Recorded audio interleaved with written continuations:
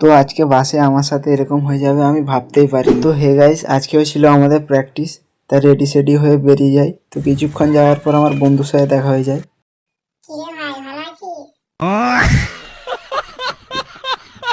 তো বজবেড়িয়াতে পৌঁছে পুলিশকে দেখে হাই হ্যালো করতে করতে আমি সাইকেল স্ট্যান্ডের দিকে যাচ্ছি।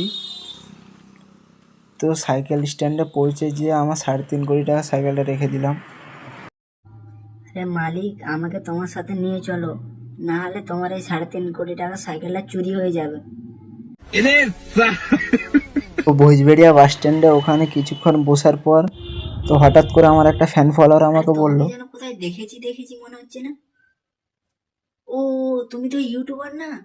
আচ্ছা দাঁড়াও দাঁড়াও দাঁড়াও, 1 মিনিট দাঁড়াও, আমি ঘর থেকে ফোনটা নিয়ে আসছি। দাঁড়াও কিন্তু এখানে।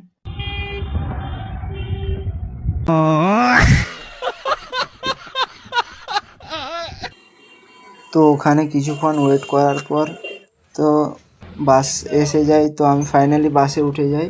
বাসে উঠে কিছুক্ষণ যেতে না যেতেই